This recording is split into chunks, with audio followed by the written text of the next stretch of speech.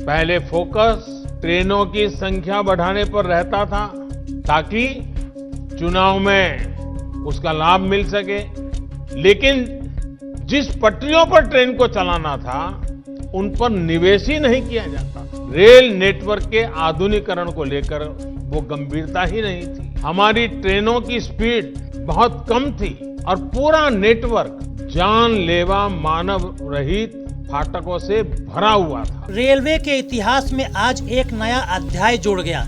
इसमें युवाओं को रोजगार मिलेगा, साथ ही ट्रेनों की लेट लतीफी की समस्या भी दूर हो जाएगी। जी हाँ, हम बात कर रहे हैं ईस्टर्न डेडिकेटेड फ्रंट कॉरिडोर की। यह सामान्य कॉरिडोर नहीं है, इसके बहुत सारे फायदे हैं जो हम आपको इस वीडियो में बताएंगे। पीएम मोदी ने ईस्टर्न डेडिकेटेड फ्रंट कॉरिडोर के एक हिस्से का उद्घाटन किया।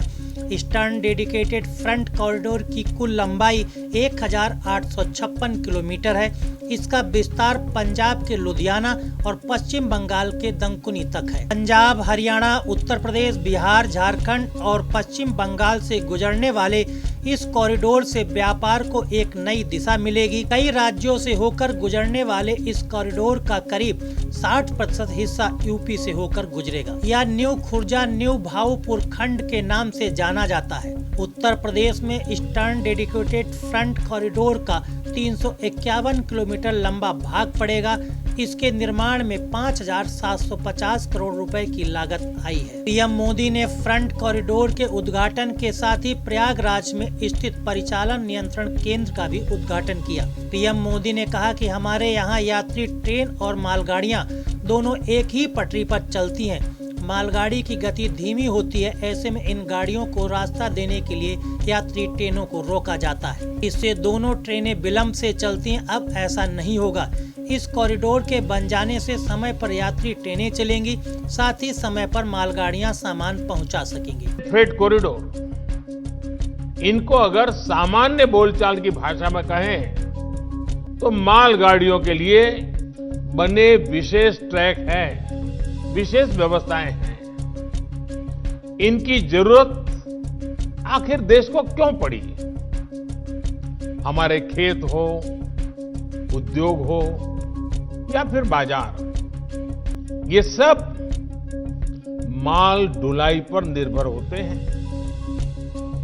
कहीं कोई फसल उगती है, उसको देश के अलग अलग हिस्सों में पहुंचाना पड़ता है।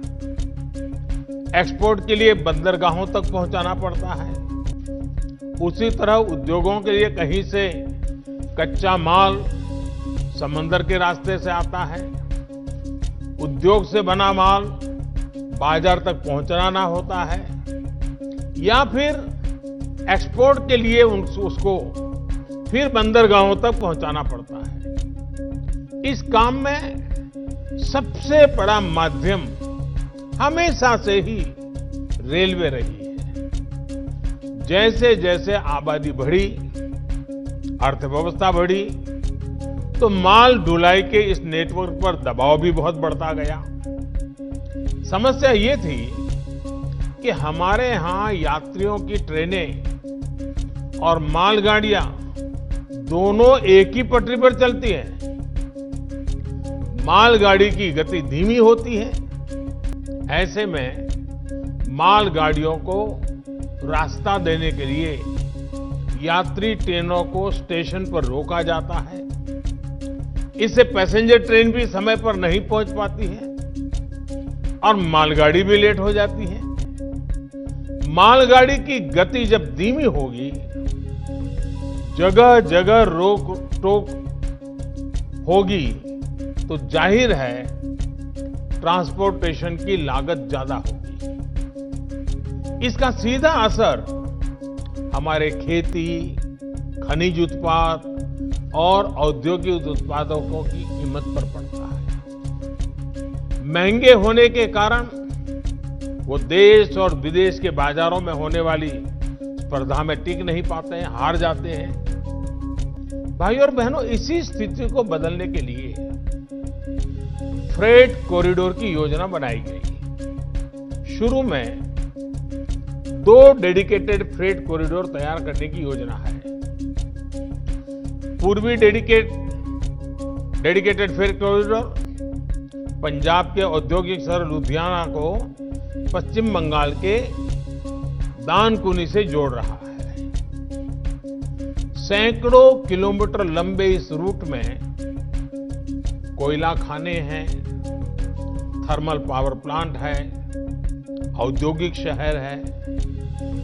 इनके लिए फीडर मार्ग भी बनाए जा रहे हैं। वहीं पश्चिमी डेडिकेटेड फ्रेट कॉरिडोर महाराष्ट्र में जेएनपीटी को उत्तर प्रदेश के दादरी से जोड़ता है। लगभग 1500 किलोमीटर के इस कॉरिडोर में गुजरात के मुंद्रा, कांडला, पीपावाव, दहेज और हजीरा के बड़े बंदरगाहों के लिए फीडर मार्ग होंगे। इन दोनों फ्रेट कॉरिडोर के इर्द-गिर्द दिल्ली मुंबई इंडस्ट्रियल कॉरिडोर और अमृतसर कोलकाता इंडस्ट्रियल कॉरिडोर भी विकसित किए जा रहे हैं। ईस्टर्न डेडिकेटेड फ्रंट कॉरिडोर के अनेक फायदे हैं। सबसे बड़ा फायदा युवाओं को मिलेगा। इसके शुरू होने से उत्तर प्रदेश में रोजगार के नए अवसर प्राप्त होंगे। इस खंड के बन जाने से मौजूदा कानपुर दिल्ली मुख्य लाइन पर भीड़ कम होगी। यह भारतीय रेलों की गति बढ़ाने में भी सक्षम होगा। यह फ्रंट कॉरिडोर औद्योगिक रूप से पीछे रह गए पूर्वी भारत को नई ऊर्जा देने वाला है। ईस्टर्न डेडिकेटेड फ्रंट कॉरिडोर से कानपुर देहात के पुखराया क्षेत्र में एल्युमिनियम उद्योग, औरैया के डेयरी क्षेत्र को नए आयाम मिलेंगे। इटावा के डेयरी उत्पादन और ब्लॉक प्रिंटिंग में नए रोजगार के अवसर पैदा होंगे। फिरोजाबाद के कांच उद्योग खुर्जा के बर्तनों के उत्पाद जैसे स्थानीय उद्योगों के लिए नए अवसर प्रदान करेगा। इस परियोजना का उद्देश्य गलियारे के मार्ग में आने वाले राज्यों में बुनियादी ढांचे और उद्योग को रफ्तार देना है। डीएफसी के संचालन से इटावा के कपड़ा उद्योग हैंड हेल्ड टूल्स के माध्यम से कपड़ा उद्योग विकसित होगा। इटावा में छपे डिजाइनर कपड़ों की उच्च मांग के कारण समृद्धि, आर्थिक और समयबद्ध माल परिचालन का लाभ मिलेगा। फिरोजाबाद जिले के कारीगर चूड़ियों के साथ कांच से बनने वाले लालटेन, क्रिसमस ट्री, बर्तन और विभिन्न सजावटी वस्तुओं के रूप में कम लागत और समय पर डिलीवरी का माध्यम बनेगा। हाथरस जिला पिछले 100 वर्षों से बड़े पैमाने पर हींग का उत्पादक है। इसी तरह अलीगढ़ के ताला उद्योग को भी नया आयाम मिलेगा। आसानी से कच्चे माल की आपूर्ति के साथ ही तैयार माल को दूसरे शहरों में कम समय में भेजा जा सकेगा। इस ट्रैक से केवल मालगाड़ियां ही गुजरेंगी। इस कॉरिडोर पर मालगाड़ियां 100 किलोमीटर प्रति घंटे की रफ्तार से दौड़ेंगी। हाथरस और अलीगढ़ में 52 किलोमीटर ट्रैक बनाया गया है। इसके ठहराव की बात करें तो इस नए ट्रैक पर न्यू भाऊपुर, कंचौसी, अचलदा, इकदिल, भदान, मखनपुर, टुंडला, हाथरस, दाऊद खां, डुडकन व न्यू खुर्जा स्टेशन होंगे। महत्वपूर्ण औद्योगिक क्षेत्र जो इस खंड में अलीगढ़, खुर्जा, फरीदाबाद व आगरा शामिल है।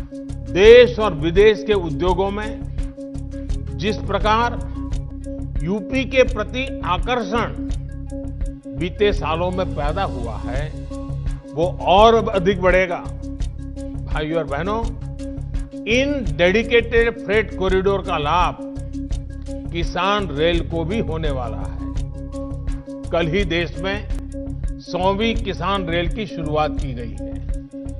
किसान रेल से वैसे भी खेती से जुड़ी उपज को देश भर के बड़े बड़े बाजारों में सुरक्षित और कम कीमत पर पहुंचाना संभव हुआ है।